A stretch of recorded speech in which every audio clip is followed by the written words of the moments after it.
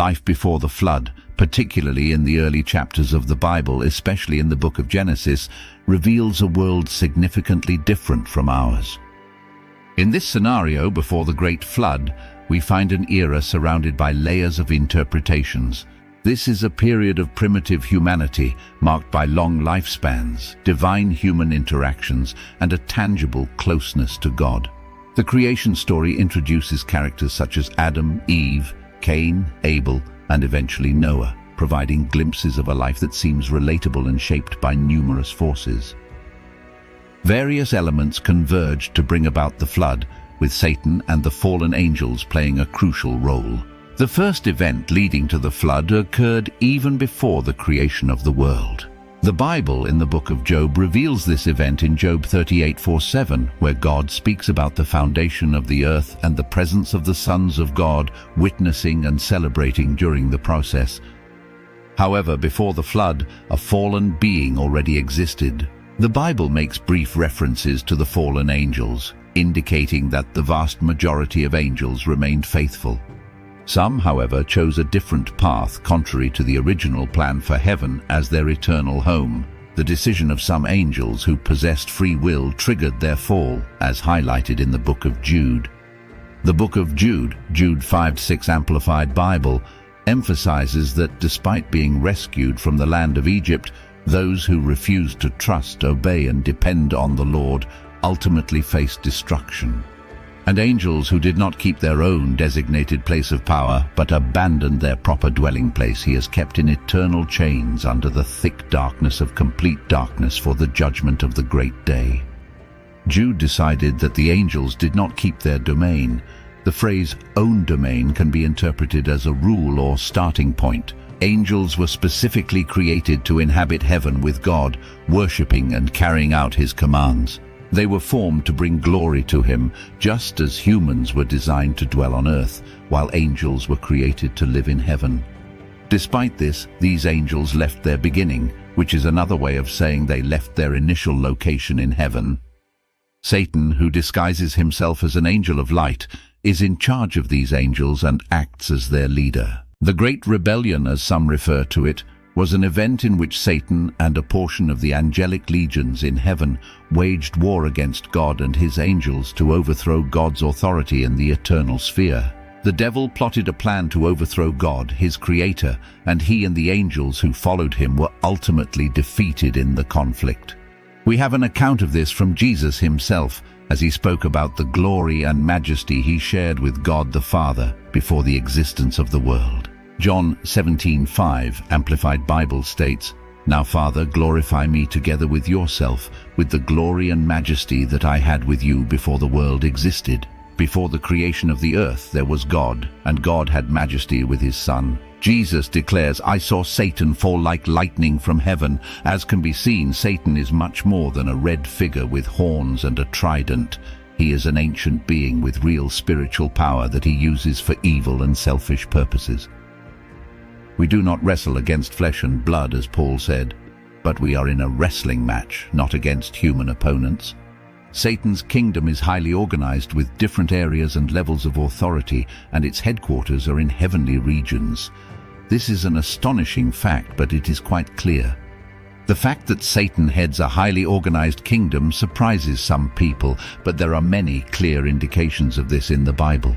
A spiritual war began a confrontation between two kingdoms. One kingdom is ruled by God, the Prince of Peace, while the other is ruled by Satan, the Prince of Darkness. After being expelled from heaven, Satan and his followers pledged to each other and formed the kingdom in the Garden of Eden. Satan launched his first attack on God's authority on earth. Satan considered the earth his domain and saw Adam and Eve as invaders of God in his territory. If God created humanity to live on earth to establish his kingdom, Satan needed an attack plan. When God created the world for the first time, there was a place called Eden. In the Hebrew language, the word Eden means joy. It was a place of provision where a man could encounter God. In Genesis 3:8, now in the perfect garden, there was a special tree called the tree of the knowledge of good and evil. God told Adam and Eve that they could eat from any tree in the garden except for this one. Satan, aiming to disrupt the destiny of humanity, approached Eve as the old serpent and employed 3 strategic tactics against her. The first was doubt. Did God say? Genesis 3:1. You can almost hear the father of lies interacting with Eve. Then the deceiver used his second strategy, assumption, to make Eve doubt whether the consequences of her disobedience would result in death, as God had declared, "You will not surely die." Genesis 3:4. The third and final approach he used against Eve was temptation. Due to their disobedience, they could no longer stay in the Garden of Eden. Adam and Eve had already made a mistake by eating the forbidden fruit, and Satan's subversive counterattack completely overwhelmed humans.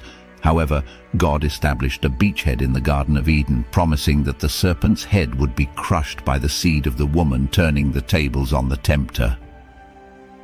Before expelling Adam and Eve from the garden, God demonstrated his complete mastery over Satan. The first murder occurred between Cain and Abel in Genesis 4. It has been pointed out that the sin committed by the first man led the second man to kill the third.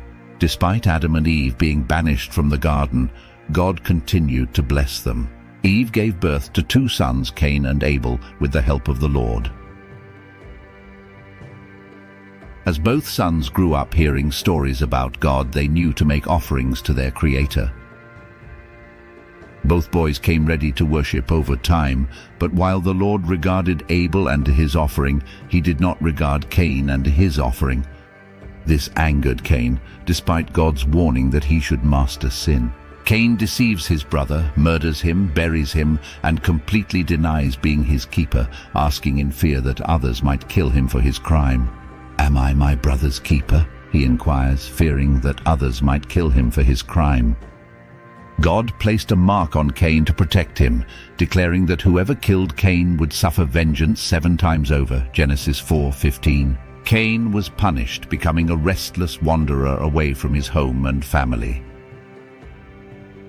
After God punished Cain, he went to live in a place called the land of Nod, which is east of Eden. On this land he built a city and named it after his son Enoch.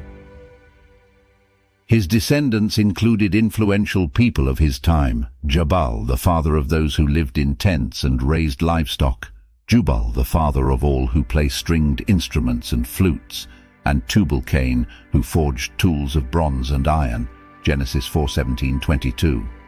Following Cain's punishment is the story of 2 families, a recurring theme in Genesis. Unfortunately, Cain's murderous ways were transmitted through his family lineage. God's perfect design in Genesis has only 4 chapters, and already we see people delighting in bloodshed and defying his design for marriage. Before the flood, polygamy was also transmitted through Cain's lineage. Until then, a man and a woman were married for life, but Cain's descendants had multiple wives. In contrast to Cain's lineage, God established a new genealogy. He gave Eve a son named Seth in place of Abel. Seth exemplified the same kind of worship as his deceased brother Abel, and people began to call on the name of the Lord in connection with Seth. Cain's proud way of worship pointed to himself, while the humble way of worship practiced by Abel and Seth cried out to God. Jude 11. Woe to those who followed the way of Cain, ran after the error of Balaam for profit, and perished in the rebellion of Korah. It is no surprise that when God needed an obedient servant hundreds of years later, he chose Noah from the lineage of Seth. Cain's legacy was complex. On one hand, he and his family were adept at creating new ideas and ways of doing things, but on the other hand, they also faced many issues with conflicts and injuries, and it seemed to worsen over time. This became a symbol of what it means to be human, a struggle between our potential for great good and our capacity for great evil. Generations after Adam, the world became populated but also filled with sin. People were unkind to each other, lied, stole, and even killed. Within this period, men lived extraordinarily long lives, counting in hundreds of years. It was a different time, an era when humanity was still intimately connected to its origins, and the world itself was younger and fresher. Adam and Eve had other sons and daughters after Cain and Abel, and with the growth of their family came the birth of civilization itself. The Bible states that after becoming the father of Seth, Adam lived for 800 years and had other sons and daughters, Genesis 5:4. As the children of Adam and Eve grew, they took wives and formed their own families, and the population continued to grow. Beyond Cain and Abel, Seth was another son of Adam who also had descendants, including Enoch, Methuselah, and eventually Noah. Adam, the first man, lived until the age of 930, Genesis 5:5. Yes, you heard it right, 9 centuries. He had sons who also lived extraordinarily long lives. Seth, his son, lived for 912 years, Genesis 5-8, and Seth's son, Enoch, lived for 905 years, Genesis 5:11. As the generations passed, each man bore children and taught them the ways of the earth, how to cultivate the land, care for animals, and also how to connect with God. This lineage of people was special. They carried the seed of the first union of humanity with fallen angels. Despite their long lives and deep wisdom, these early people were not immune to the problems that often afflicted humanity, issues like jealousy, anger, and sometimes even violence. However, there was a man named Enoch. Genesis chapter 5 gives the first mention of Enoch. There was an earlier Enoch, the son of Cain. This is a different Enoch. In Genesis 5:21, when Enoch was 65 years old, he became the father of Methuselah, and according to biblical knowledge, his son Methuselah became the oldest man ever recorded in Scripture. When we study the genealogies written in the Bible, we discover that Enoch was the great-grandfather of Noah. This is found in Genesis chapter 5, verses 22 and 24. The Bible states that Enoch walked with God. In an era when most of his contemporaries had only the record of their births and children, Enoch stands out like a breath of fresh air in the history books. Enoch was introduced like others, but despite not having lived as long as some of the other men, his testimony is captivating. The Bible says he walked with God, and when it was time to leave the earth, God took him without experiencing death as we know it. His description is short but weighty and significant. It says something about his pure walk with God, which translated him. His life is a model for many people across different generations, teaching us to live for an audience of one. He silently teaches us to seek passionate intimacy and fellowship with God, knowing that in doing so we will experience God in a new dimension. Genesis 5:24, New American Standard Bible. Enoch walked with God, and he was not, for God took him. Enoch's case was the first recorded rapture, as God simply took him. Perhaps the communion was so intense that the presence of God simply enveloped and raptured him. The book of Hebrews speaks of men of whom this world was not worthy. Despite the beauty of Enoch's life, his era was not entirely rosy. People lived long lives, but not always well. They had many years to perfect their skills, build things, and explore the land, but they also had more time to make mistakes, deviate from God's path, and let their hearts harden. This eventually led to a corrupted world distant from its divine origins. With population growth and the formation of tribes and families, tribes and clans eventually formed, each descending from one of the original patriarchs. They spread across the earth, finding new territories to call home. As the population grew, so did the need for different roles and professions. People couldn't just be shepherds and farmers, they needed to diversify. For example, Cain was a worker of the land, Genesis 4:2, while his brother Abel was a shepherd. This suggests that even at this early stage, roles were being defined based on need and skill sets. Tubal-Cain, a descendant of Cain, became an instructor of every craftsman in bronze and iron, Genesis 4:22, indicating the emergence of more specialized professions like metallurgy. Musicians also made their appearance. Jubal, another descendant of Cain, was the father of all who played the harp and flute, Genesis 4:21. These roles allowed society to become more complex and organized, setting the stage for more advanced forms of civilization. Even as people learned new skills and professions, life before the Great Flood was not perfect or happy. The Bible tells us that the Lord saw how great the wickedness of the human race on earth had become, and that every inclination of the thoughts of the human heart was only evil all the time. Genesis 6:5. In summary, before the flood, humanity expanded and diversified. Families transformed into tribes, roles turned into professions, and civilization took its first steps. During the invasion of the Nephilim as the self-proclaimed commander of the kingdom of darkness, Satan called his evil legions to infiltrate humanity to corrupt the Adamic lineage that would lead to the Messiah. Genesis 6:1-2. As humans multiplied on earth, the sons of God saw that the daughters of humans were beautiful and married any of them they chose. The book of Job characterizes these sons of God as angels. 2/3 of the angels stayed with God in the third heaven as elect angels, while 1/3 of the fallen angels of Satan were cast out. Feeling threatened, the Prince of Darkness summoned his evil legions to infiltrate humanity. These fallen angels descended to earth and gave birth to the Nephilim, or giants. The Hebrew word for Nephilim translates to fallen ones. This satanic invasion in Genesis 6 corrupted the entire world. The sons of God saw the daughters of men more accurately seen as the sons of God being demons or angels in rebellion against God, or specifically men possessed by demons, and the daughters of men as human women. Genesis 6:1-5 paints a picture of the world before the flood. In these verses, the Bible presents a portrayal of a world filled with sin, violence, and moral corruption. Genesis 6:3-5, New International Version. Then the Lord said, "My spirit will not contend with humans forever, for they are mortal. Their days will be 120 years. The Nephilim were on earth in those days, and also afterwards, when the sons of God went to the daughters of humans and had children by them. They were the heroes of old, men of renown. The Lord saw how great the wickedness of the human race had become on the earth, and that every inclination of the thoughts of the human heart was only evil all the time." The Lord's observation reveals the pervasive wickedness and corruption of humanity during that time. The Nephilim, described as powerful and renowned individuals, were on earth, resulting from the unions between the sons of God and the daughters of men. The situation on earth was far from peaceful or righteous. Instead, it was characterized by sin, violence, and moral decay. Imagine a world where people are consumed by their own desires, relentlessly pursuing their goals regardless of the cost to others. Deception and manipulation govern every aspect of life, with everyone looking out for themselves. Society is torn apart by greed and wickedness, and families become battlegrounds of deceit and betrayal.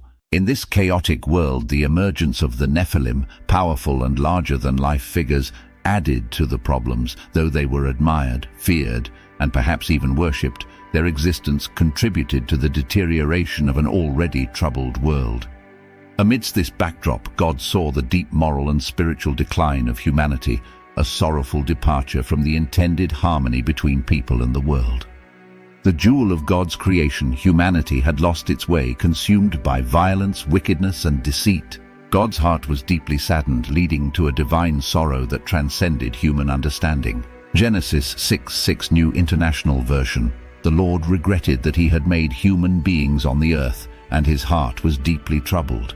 This divine sorrow was profound, akin to a father devastated by the actions of a wayward child, but magnified infinitely.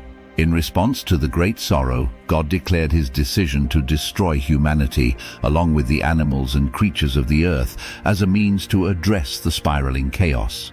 Genesis 6:7, Amplified Bible. So the Lord said, "I will destroy mankind whom I have created from the surface of the earth, not only man but the animals and the crawling things and the birds of the air, because it deeply grieves me to see mankind sin, and I regret that I have made them." God, disturbed by the actions of the people he created, saw no alternative but to take drastic measures to bring healing to a world descending into chaos. Noah, a righteous man, emerged as a beacon of hope in the midst of this dark chapter in human history. Genesis 6:8 Amplified Bible states, "But Noah found favor and grace in the eyes of the Lord." In a world that had gone astray, Noah stood out as a beacon of hope, a man of integrity and faith. Genesis 6:9, the Amplified Bible, further describes Noah, saying, "These are the records of the generations' family history of Noah. Noah was a righteous man, one who was just and had right standing with God, blameless in his evil generation. Noah lived in habitual fellowship with God. Noah was born into the lineage of Adam.